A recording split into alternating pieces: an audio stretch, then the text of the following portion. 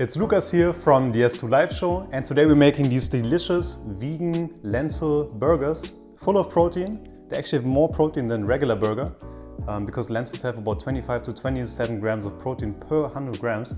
So they're protein packed, super delicious, very easy to make, and let's get started. So step number one, we're going to cook the lentils. Because these are brown lentils, they take a little bit longer than the red ones, about 30 to 35 minutes. And in the meantime, we can start cutting the vegetables. For the sake of this video, I have everything mise en place already, but usually you can use the time to cut the vegetables. The only thing you have to cut a little bit earlier into very big chunks are the sweet potatoes, because we're going to add them with the lentils and cook them together. So step number one would be adding the lentils. And then the second step, once you added the sweet potato and the lentil, you can forget about it. Just set a timer for 30 to 35 minutes. And then we're going to grate the zucchini. So just get a grater and get your zucchini ready and then start grating. So now you can see the zucchini, it has a lot of water in it. So you basically have two options. You can either take more flour in the end, or you can use a tablecloth or a cheesecloth and you can just wring it out. If you're lazy, I'd sometimes just go for the more flour because it's easier. You don't have to clean anything. But today I'm going to use the cloth option. So let's get started. 10 minutes have passed, so now you can add the sweet potato and we can already get to the mixing right here. So I have 2 diced garlic cloves here and I have 1 medium-sized onion. Just going to put it right here. Add it to the mix, and I have a small bunch of parsley and also 1 spring onion. It's only a small bunch of parsley because the store only had a small one. Otherwise I would definitely use a big one, and just add it right there. And then it's time to add the spices. So first I'm going to add salt and pepper, of course. I'm going to add some red paprika, some cardamom, and also some cumin. But you can get creative, you can add some turmeric, of course, if you want. You can add some ginger, any type of herbs that you would like to add. Just add it right here. And then I'm also adding some sesame seeds.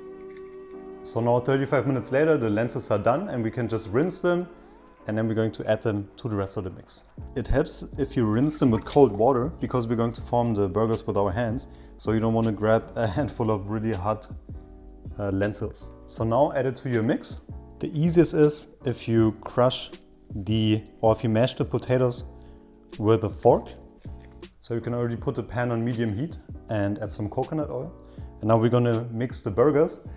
And for that, I personally use some buckwheat flour. You could also use chickpea flour, which is really nice.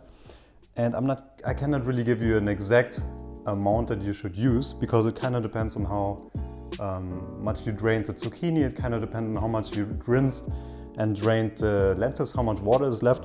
So just go with your feeling. Add as much as you need. If you notice that it doesn't really stick, you cannot really form any type of real burgers, then just add more flour. It's that easy. And if you notice that it sticks very well, then just stop. So we're just gonna add the flour. So yeah, let's just see how far this gets me. Just going to mix it first roughly with a fork. And I think I might need a little bit more. So I'm just adding a little bit more flour. And now it's also time to get my hands dirty. So just get in here and start to form small burgers.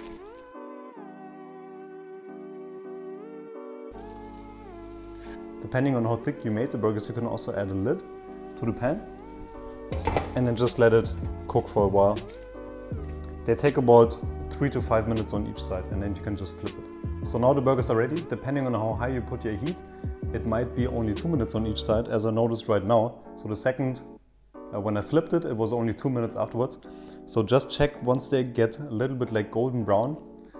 They shouldn't turn black. So maximum 5 minutes on each side, 2 to 5 minutes. And you're good to go. They're super delicious. And let me know what you think. You can vary it a lot with, you can also add in shredded beetroot, for example. You can add in any type of herbs and spices you like. So let me know what you think. Let me know your ideas for new creations, and as always, thank you for watching and stay tuned for the next recipes.